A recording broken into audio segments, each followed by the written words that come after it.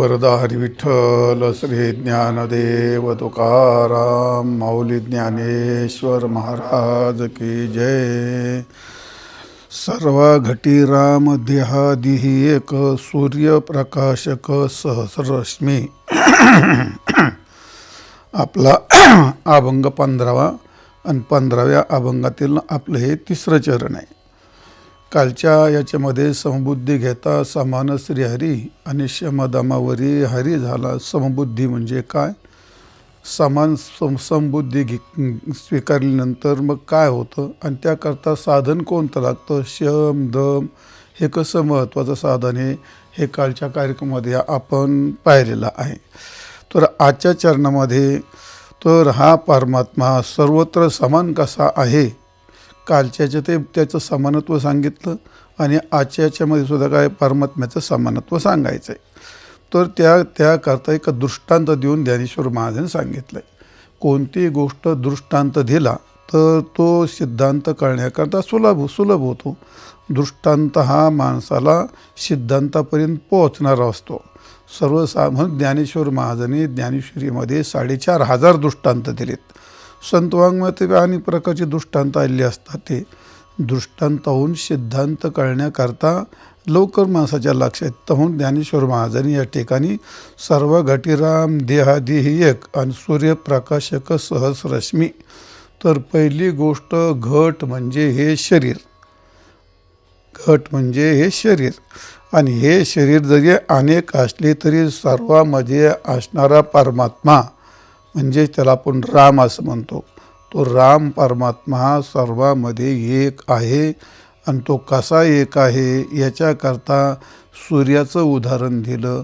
सूर्याचा उदय झाल्यानंतर सूर्य हा एकच असतो, पण सूर्याचे किरण हे अनेक असतात आणि अनेक किरण काय करतात, सर्वांना प्रकाशित करतात. सर्वांना काय करतात, ते प्रकाशित करतात. दुसरं उदाहरण सांगता येईल, 100 घट पाण्याने भरून ठेवले आणि 100 घट पाण्याने भरून ठेवल्याच्या नंतर आकाशात सूर्य एकच असतो, पण त्या 100 घटामध्ये तुम्हाला सूर्याचे प्रतिबिंब दिसतात की नाही, दिसतात. मग सूर्याचे प्रतिबिंब हे वेगळे वेगळे दिसत असले तरी मूळ सूर्य कसा आहे, तो एकच आहे.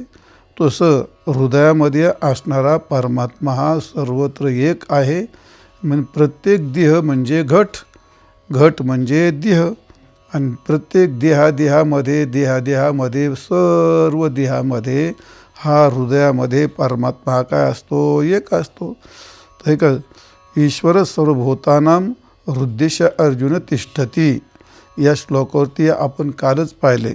सर्वभूतांच्या अंतरी आहे का नाही, तो चिदंबरी असा तो सर्वभूताच्या आत आणि चैतन्यमय चित्ताच्या चिदंबरी याच्यामध्ये थोडक्यात सगळ्या भूताच्या आत असणारा अंतरात असणारा चित्त असतं. त्या चित्ताच्या अचित्त आकाशामध्ये तो चेतन रूपाने तो राहतो.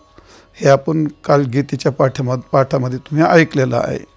तर असा परमात्मा चेतन रूपाने, आत्मरूपाने, साक्षी रूपाने, आभास रूपाने तो त्या प्रत्येक भूताच्या आतमध्ये राहतो आणि त्याला अनेक प्रमाण आहेत. तैसा हृदयामध्ये मी रामू सर्व सुखाचा आरामू की भ्रांताशी कामू विषयावरी.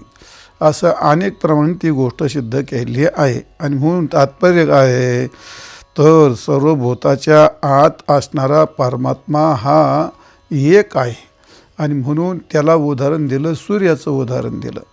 तर आता सर्वांच्या अंतरात जर एक आत्मा मानला तर मग शंका निर्माण होईल. काय शंका निर्माण होईल, मग आपण म्हणतो व्यवहारात जर आपण पाहिलं सर्व लोकांना पटणार आहे का सर्वांचा आत्मा एक आहे, नाही.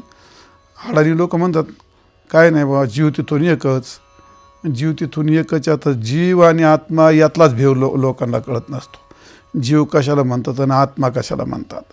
तर जीव तिथून एकच आहे असं म्हणण्यामध्ये मग सगळ्यांचे सुखदुःख सगळ्याला सारखे काय होत नाहीत.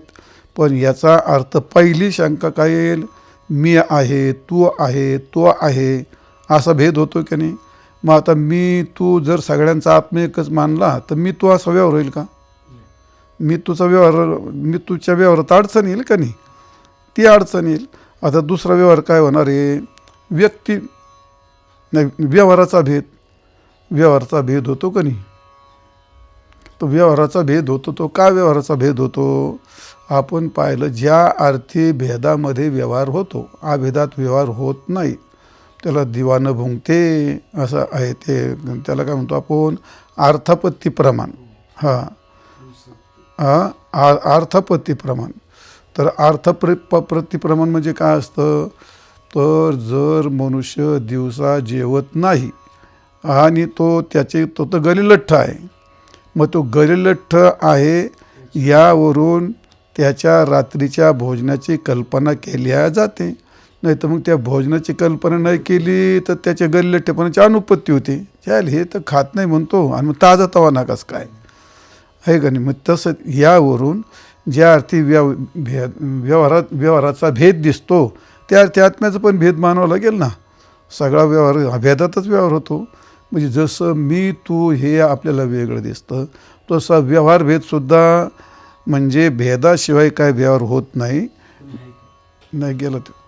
तर ज्या अर्थी व्यवहार होतो त्या अर्थी भेद हा मानावा लागेल. समजलं का नाही? कारण व्यवहाराशिवाय काय भेद होत नाही. म्हणजे अर्थापत्तीप्रमाणे ज्या अर्थी भेदाशिवाय व्यवहार होत नाही आणि ज्या अर्थी भेद होतो त्या अर्थी आत्म्यात भेद मानावं लागेल. तशी संगती लागणार नाही. तिसरी गोष्ट, लोकभेद. श्रुतीने शास्त्राने वर्णन केलं. काय वर्णन केलं? देव, मनुष्य, गंधर्व, पितर, आसुर इत्यादी असा अनेक प्रकारचा लोकांचा भेद सांगितला आहे का नाही? मग एवढ्या लोकांचा भेद सांगितला आहे, तर मग एवढ्या लोकांचा भेद हा भेद जर नसता तर मग श्रुतीने काय सांगितला असता? आहे का नाही? मग एवढ्या लोकांचा जो भेद सांगितला तो व्यक्तिभेदसुद्धा काय आहे? श्रुतीसिद्ध आहे. मग व्यक्तिभेद हा श्रुतीने सांगितलेला आहे, तर मग आपण सगळ्यांचा हा भेद कसं काय मानायचा? म्हणजे याचा अर्थ मी तूपणाचा भेद हा एक व्यवहार आहे. आणि दुसरं काय आहे? व्यवहार सिद्धीकरता आत्मभेद मानणं तर आवश्यक आहे. व्यवहारात ज्या का तुझं माझं होतं तसं व्यवहारामध्ये एक व्यवहार म्हणून तो सुद्धा व्यवहार हा भेदावर अवलंबून असते आणि आपला व्यक्तिगत व्यवहारसुद्धा मी तोच्यावर अवलंबून असतो आणि त्यामुळे ते भेद मानावा लागतो. दुसरी गोष्ट काय आहे? तिथं या ठिकाणी सर्व गंधर्व, मनुष्य, पितर, आसुर वगैरे हे सगळे भेद मानलेत. हे जर सगळी एकच असते, सगळे जाती सारख्याच असत्या, सगळे क्षत्रियच असते, सगळे ब्राह्मणच असते, किंवा सगळे देवच असते, किंवा सगळे गंधर्वच असते, नाही सगळं राक्षसच असते, नाही सगळे वारकरी म्हटलं तर मग, आणि सगळे महाराज बनले होते, मग कीर्तन कोणी करायचं आणि कीर्तन कोणी ऐकायचं? जरा गोंधळ झाला असता ना. कीर्तन कोणी, सगळे एक कुठं मानता येत आहे? मग सर्व एक मानता येत नाही. याचा अर्थ हा लोकभेद हा मानावा लागतो. अनेक तिन्ही लोक आहेत, 14 लोक आहेत, अनेकाने 3 भुवनं आहेत, 14 लोक आहेत. म्हणजे काय भेदाशिवाय काय? हे सुद्धा एक काय भेदच आहे. आणि चौथी शंका अशा आहे, जर सगळ्यांना एकच मानलं तर विचारसागरामध्ये गेले सुखदुःखाचं संकर होईल का नाही? सगळ्यांचा आत्मा एकच आहे, सगळ्याला सुख सारखंच होईल, सगळ्याला दुःख सारखंच होईल. कोणालाही काटा टोचला का ह्यो मोठीने बॉम्बलायला सुरुवात काही, त्याला तिकडं मुंगे त्याला चावायच्या आणि इकडे ह्यो खाजायला लागेल, मग त्या असं होईल. आणि त्याला तिकडं 3 गुलाबजाम खाऊन आलं का ह्यो दुसरा ढेकर देईल, मग असं होईल. मग तसं नाही व्हायचं. म्हणजे याचा अर्थ सर्वांचे सुख दुःख सारखे नाहीत. जर आत्मा सगळ्यांचा सारखाच मानला तर मग सुख दुःखाचं सुद्धा काय होईल? संकर होऊन जाईल. सुखदुःखाचा संकर होईल, व्यवहार सिद्ध होणार नाही, लोक सिद्ध होणार नाहीत. मितू व्यवहार सिद्ध म्हणजे मितू व्यवहाराकरता भेद मानावाच लागतो, व्यवहारसुद्धा व्यवहाराचा भेद मानावाच लागतो, लोक एवढे त्याच्यात भेद मानावाच लागतो, दुःखाचा संकर होऊ नये म्हणून सुद्धा भेद मानावाच लागतो. आणि दुसरी गोष्ट काय आहे? जर आत्मा हा एकच मानला तर मग हे किडा मुंगी वगैरे सगळे आपण पाहतो, ते काय एक आहेत काय? किडे काय एक आहेत का? मुंग्याच्या जाती किती, सरड्याच्या जाती किती, त्या डासाच्या जाती किती, तर ते काय आपण मोजू शकत नाही, ते आपल्याला माहीत पण नाहीत. इतके पशु पक्षी किडा मुंगी फार हे सगळे कीटक.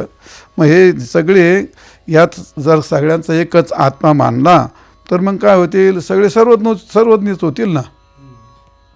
जसा एखादा वैज्ञानिक असतो, हे का नाही, त्याला शास्त्रज्ञ म्हणतो आपण. शास्त्रज्ञ असतात ते खूप हुशार असतात लोक, खूप हुशार असतात ते लोक. मग डॉक्टर मग आरोग्याच्यात हुशार असतात, वकील कायदेत पंडित असतात, महाराज लोक शास्त्रात निष्णात असतात. मग किडे सगळे शास्त्रात निष्णात होते ना तशाने. सगळ्यांचा आत्मा एकच आहेत मग. आणि कोणी एखादी मुंगी जाईल ना, एखादा हत्ती जाईल कोर्टामध्ये आणि मी केस लढवितो म्हणेल, माझं कसं काय जमल ते. मग हे सगळे काय व्हायला पाहिजे, माणसासारखे सर्वज्ञच व्हायला पाहिजे. पण मग आज्ञे पुरुष तर कोणी राहणार नाही. सगळ्याला उद्देशून जर आत्मा एकच म्हटला तर मग आत्म्या सगळ्या माणसासारखे सगळे शहाणे होतील किंवा माणसं सगळे पशुसारखी होतील, असं होईल का नाही. मग एक अशा 5-6 शंका तयार होत असतात त्या. तर ह्या सगळ्या शंका, ह्या सगळ्याचं उत्तर जर सविस्तर दिलं तर एक ग्रंथ तयार होईल. आणि ह्या शंका सविस्तर उत्तर सांगायला लागलं तर एका शंकेचं उत्तर सांगायला एक प्रवचन करावं लागेल. थोडक्यात या सगळ्या शंकेचं एकच उत्तर देता येतं. काय उत्तर त्याचं? औपाधिक भेद. उपाधी भेदाने जर तुम्ही स्वीकारलं तर मग हे सर्व शक्य होतं. मग औपाधिक भेद त्याला असं म्हणतात. जसं आकाशात अनेक व्यवहार होतात पण आकाशात काही भेद होत नाहीत. आकाशात अनेक व्यवहार पण आकाशात काही भेद होत नाहीत. तसंच सूर्याच्या त्या घटाच्या ठिकाणी अनेक काही लाल, पिवळे, पांढरे असे अनेक घट असतात. घटाचे कलर पण वेगळे असतात, घटाचे आकार पण वेगळे असतात. काही छोटा घट असतो, काही मोठा घट असतो. मोठा घट आहे, छोटा घट आहे, पांढरा घट आहे, निळा घट आहे. काही खापराचाही असू शकतो, काही तांब्याचे असू शकतात, काही पितळाचे असतील, काही स्टीलचे असू शकतात. कोणते असतात? काही पाट्या, माहीत काहींचा पाटी म्हणली होती एवढा, आता एवढी पाटी म्हणल्यानंतर असं हत्तीसारखं असं.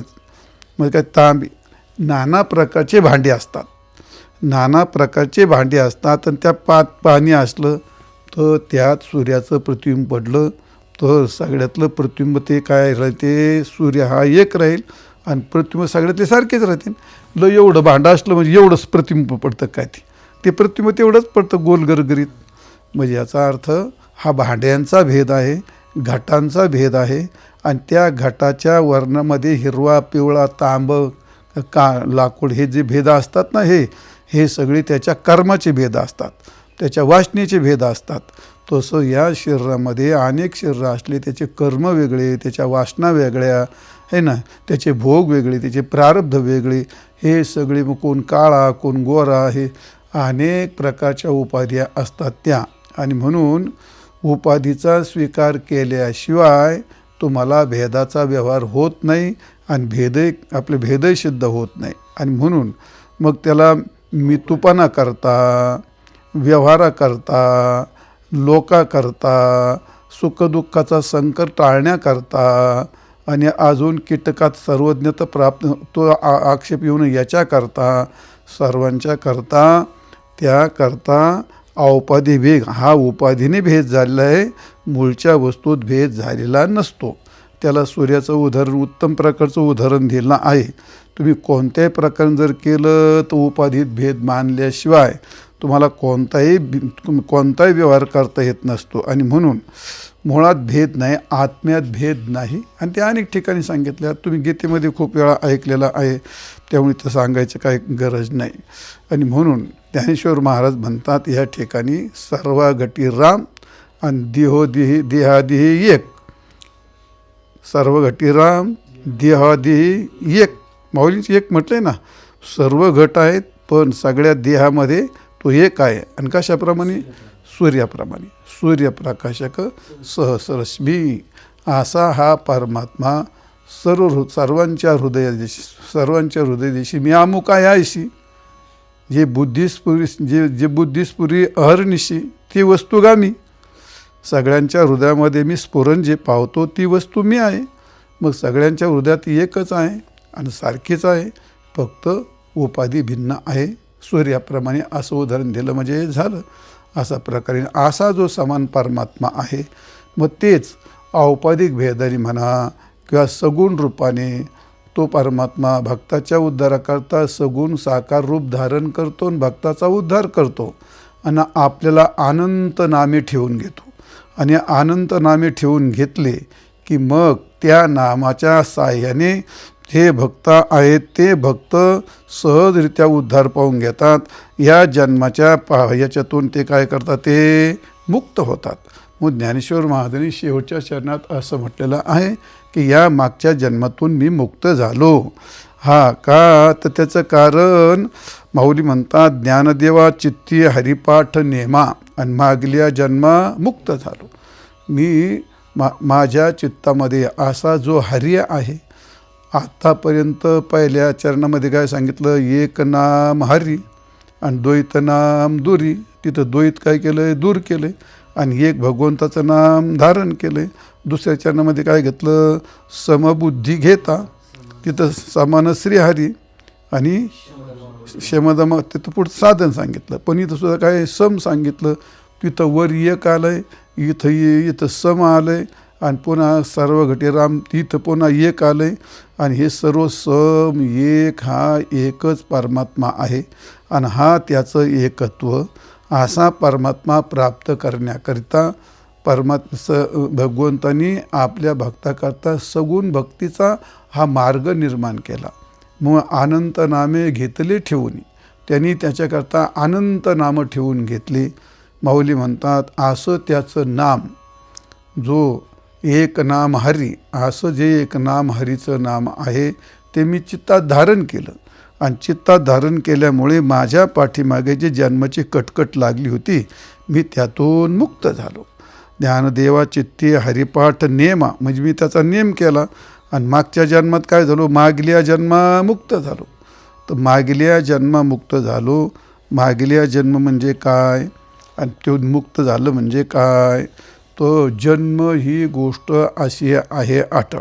भगवान म्हणतात, जातशी ध्रुव मृत्यू ध्रुव जन्म मृतशच. जन्माला आला का त्याला मृत्यू आहे आणि मृत्यू मेला की त्याला जन्म आहे. मेला म्हणतात, किती जन्म झाला फेरा, गणित नाही जे दातारा. आहे का नाही, किती 84 लक्ष योनी फिरता दुःख भोगली, अनेक प्रमाण आहेत. मग त्या जन्माचा जो फेरा आहे, तुम्ही याच्यात विचारसागर पण तुम्ही ऐकला असाल, ते राडगाडगं असतं. राडगाडगं असतं की नाही, मग ते राडगाडगं पहिला पांडा बांधला का मग तो हा काय, हा पहिला, दुसरा बांधला की मग दुसरा, तिसरा, चौथा, पाचवा झाला, 10वा, 12वा, मोज तुम्ही त्याला नंबर सांगितलं, बोजीत आले तुम्ही कुठपर्यंत, ते बांधेपर्यंत. आणि एकदा का ते असं जोरात फिरलं आणि मग खूप त्याला वेग येतो, मशनीच्या साह्याने खूप फिरतं आणि मग तुम्हाला विचार यातला पहिला कोणता आहे. मग त्याचं उत्तर काय आहे, फक्त एकाच्या पुढे एक, हे याच्या पुढे तो त्याच्या, म्हणजे असं गोल चक्र जे फिरतं का नाही, ते असं गोल चक्र फिरतात. त्यातून पहिला कोणता हे काही सांगता येत नाही. तसं त्याला किती जन्म झाला फेरा आणि 84 लक्ष योनी फिरता, हे सगळं फिरणंच आहे. हे का नाही, हा सगळं फिरणंच आहे. 84 लक्ष योनी फिरणंच आहे. अनेक प्रमाण आहेत, आता तोंडात नाहीत माझ्या ते, पण असे आहे ते. 84 लक्ष योनी फिरता दुःख भोग गेले. फिरता आलं का तिथं, म्हणजे सगळीकडं असं फिरणं आहेच, ते सगळीकडं फिरणं आहे. आणि म्हणून इथं त्याला काय म्हणतात, श्वान हे लागे पाठी आशा बहु दारुणा, पुढारा म्हणती एक तया नाही करुणा. ते पण म्हणलं, ते जन्माचं असं ते सारखं फिरायचं, ते असं खूप प्रमाण आहे त्याच्याबद्दलचे, ते नको तिथं सांगायला. माऊली म्हणतात ना, भगवान म्हणतात, जातशी हे ध्रुव मृत्यू आणि ध्रुव जन्म मृतशच. जन्माला आला त्याला मृत्यू आहे आणि जो मेला त्याला जन्म आहे. ज्ञानेश्वर महाराज, उपजेते आणि नाशिले पुनरपी, हे घटिका यंत्र जैसे परिभ्रमेगा. हे घटिका यंत्र म्हणजे याला काय म्हणतात, ते हा फिरणं. पण ते त्याला मी तुम्हाला याचं राडगाडग्याचं उदाहरण, राटाचं उदाहरण दिलं. पण पूर्वी पाणी काढण्याकरता ते घटिका यंत्र राहायचं. ते मग असं एक राट असायचं आणि त्याला घट बांधले असायचे, गाडगे. आणि मग ते त्याला काय पाणी काढलं, ते पहिला घट त्या पाण्यात बुडाला का मग त्याच्यावर 5 फूट दुसरा घट राहायचा आणि मग त्याच्यावर 5 फूट घट राहायचा. ते असं फिरलं का ते भरलेला घट असा वर यायचा आणि वरचे घट असे खाली जायचे. आणि मग हे असं घट फिरत राहिले का ते आलं का पाणी ते त्याच्यात सांडायचं आणि पुढचं असं भरायचं. हे घटिका यंत्र याला म्हणतात. असं घटिका यंत्र ते सारखं फिरतं. मग पहिलं आलं का दुसरं, दुसरं आलं का तिसरं. तसं जन्माचा मृत्यू, जन्माचा फेरा काय आहे तो सारखा. जसं आता काय झाला, दिवस उगवला, 9 वाजले, 10 वाजले, झाले गेले पुढे, दिवस मावळला आणि उद्या सकाळी पुन्हा दिवस उगवला. तू असं एक दिवस उगवलेले किती पाहिले तू नाही कळत. तुला दिवस उगलेले किती पाहिले, दिवस मावळलेले किती पाहिले? हां, मग सगळे किती झाले टोटल? नको सांगू किती झाले, नको सांगू. कारण का, अरे त्याचा नित्याचा कार्यक्रम आहे. नित्याचा कार्यक्रम काय आहे? उदो असती, उदयाला येणं आणि मावळणं. मग उदयाला येणं आणि मावळणं हे नित्य चालू आहे का नाही? एकाच्या पाठी दिवसाच्या पाठी रात्र आणि रात्रीच्या पाठी दिवस, दिवसाच्या पाठी रात्र, रात्रीच्या पाठी दिवस, दिवसाच्या पाठी रात्र आणि रात्रीच्या पाठी दिवस. याला काय म्हणतात? ना तरी उदो असतो अपयश अखंडित होतं जात असे सारखं चालू ते. उदयाला आला आणि आस्ताला गेला तो. हे जन्मरण तैसे अनिवार्य जगे. तसं हे जन्म आणि मरण हे जगामध्ये अनिवार्य आहे. ते काही केल्याने कोणाच्यानी सुटत नाही. ब्रह्मदेवाला सुद्धा सुटत नाही.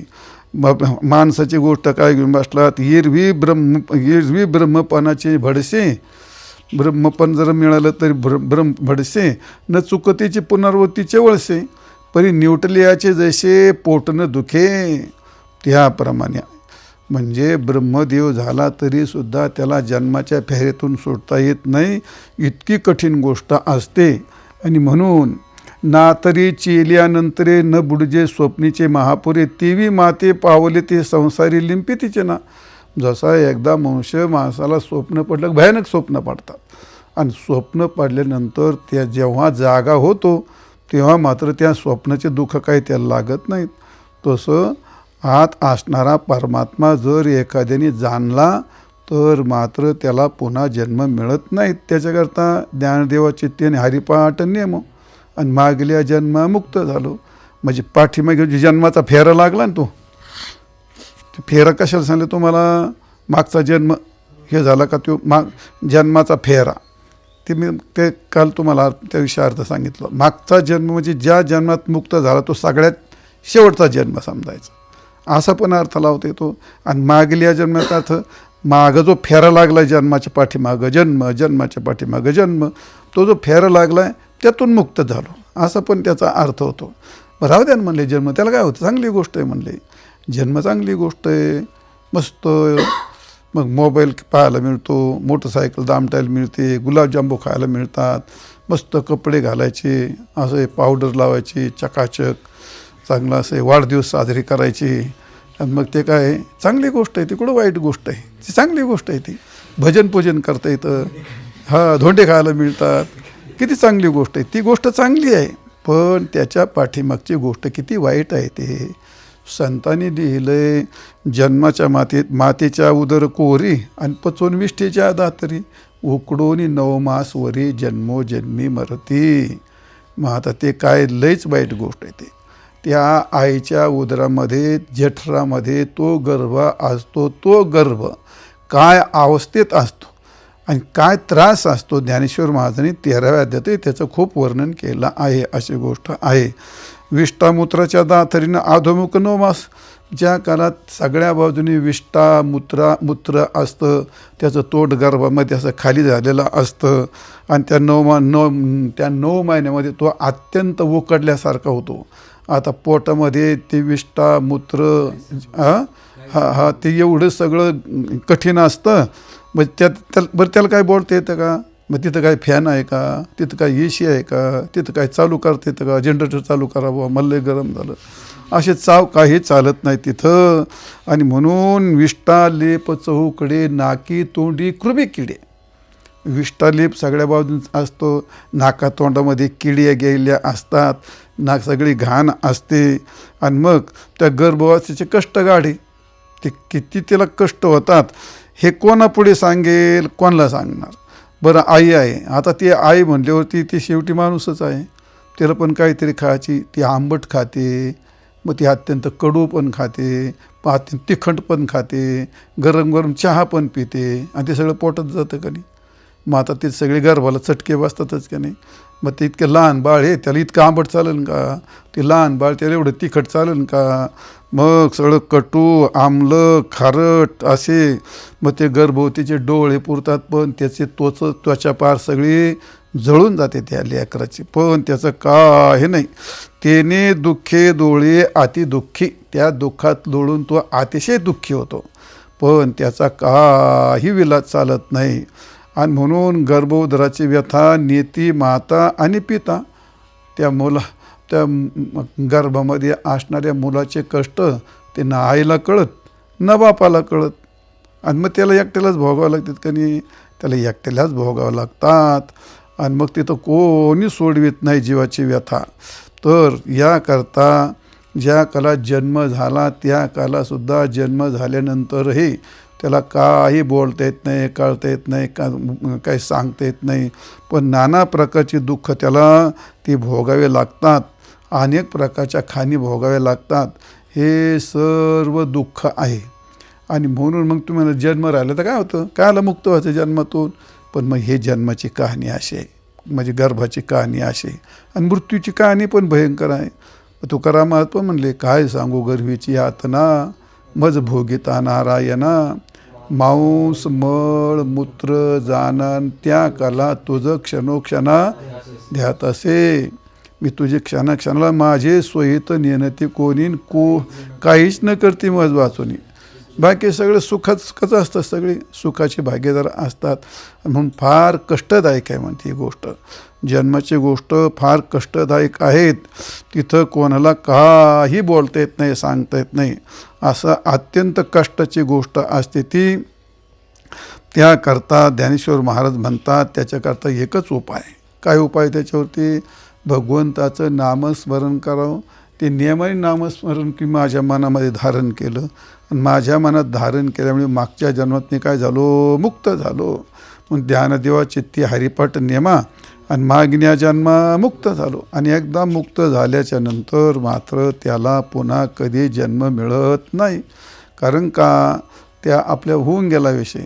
जसं तुम्हाला लोणी झाल्यानंतर त्याचं कधी दूध होऊ शकत नाही, साखर झाली त्याचं पुन्हा कधी ऊस होऊ शकत नाही, अग्नी झाल्यानंतर त्याचं कधी ते लाकूड होऊ शकत नाही, असा ब्रह्मरूप झाल्यानंतर त्याचा पुन्हा कधी त्याला पुन्हा जन्म प्राप्त होत नाही.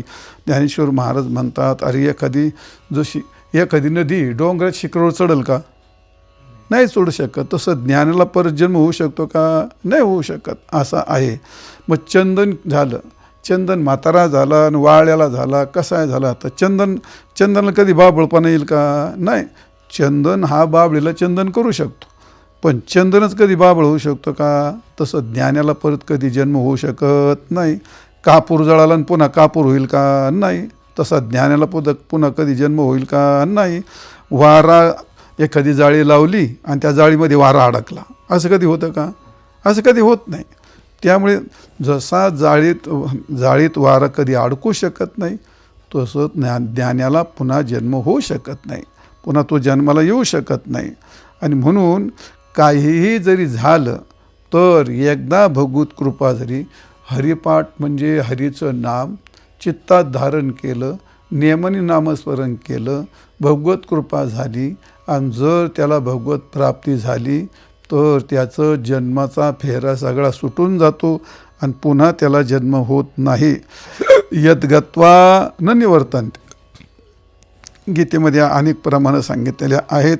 आणि भगवान सांगतात, मी माझ्या भक्ताला एकदा मुक्त करतो. सरिता येऊन या चढती ब्रह्मगिरी, परिज्ञान न धरी जन्म काही, पुन्हा त्याला जन्म तो होऊ शकत. चंदनाशी होय बाभुळत्व प्राप्ती, परिज्ञानी न शिवे जन्म काही, ध्यानाला काही जन्म येत नाही. जळाला कापूर मागोता प्रगटे, आणि ज्ञान्या घडे जन्म काही, वागुरा वारिशी धरुणी कोंडू पाहे, परिज्ञानीन सोये जन्म काही. ज्ञानी ज्ञानेश्वर मिळवण्या गेला, मरण्या जेण्या झाला वेगळाची, जन्म मरणातून तो मुक्त झाला. भगवान सांगतात, माझ्या भक्ताला कधीही जन्म प्राप्त होत नाही. एकदा मला प्राप्त झाल्यानंतर अनन्य चेतता सतम यो म्हणा, काय योमान स्मरती नित्यशः असं आहे. तस्याम सुलभ पार्थ नित्ययुक्तस्य योगिनः.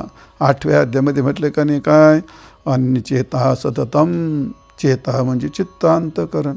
जो मला अनन्य भावाने माझं चिंतन करतो, सतत करतो, या माम स्मरती नित्यशः, जो माझं स्मरण नित्य करतो, तस्याम सुलभ पार्थ, त्याला मी अत्यंत सुलभ आहे. जो माझं नित्यचिंतन करतो मी त्याला अत्यंत सुलभ आहे. कोणाला पण? नित्ययुक्तस्य योगिनः. जो नित्ययुक्त आहे, जो माझं चिंतन करतो मी त्याला सतत सुलभ आहे. मामुपेत्य पुनर्जन्म दुःखालय शाश्वतम. तर मामुपेत्य, मला प्राप्त झाल्यानंतर अत्यंत दुःखदायी असणारा जो पुनर्जन्म न विद्यते, त्याला पुन्हा जन्म प्राप्त होत नाही. नाप्नुवन्ति महात्मानः संसिद्धिं परमांगतः. तर मला एकदा प्राप्त झाल्यानंतर ते असे महात्मे पुन्हा जन्माला येत नाहीत. याला म्हणतात मागल्या जन्मा मुक्त झालो. तुका म्हणे नाम त्याचे आठवावे आणि त्याने विसरावे जन्मदुःख. असं आहे. त्यांनी जन्मदुःख विसरून जाऊ. भगवंताचं नामस्मरण इतकं प्रभावी असतं. असो, तात्पर्य काय सांगायचं आहे? माऊली म्हणतात मी भगवान श्रीहरीचं नामस्मरण नेमाने चित्तात धारण केलं, त्या नामाचा प्रभाव, भगवंताची कृपा, आणि त्यावेळी मागल्या जन्मा मुक्त झालो. ज्ञानदेवा चित्ती हरिपाठ नेमा आणि मागल्या जन्मा मुक्त झालो. पुंडलिक वरदे हरी विठ्ठल श्री ज्ञानदेव तुकाराम. माऊली ज्ञानेश्वर महाराज की जय.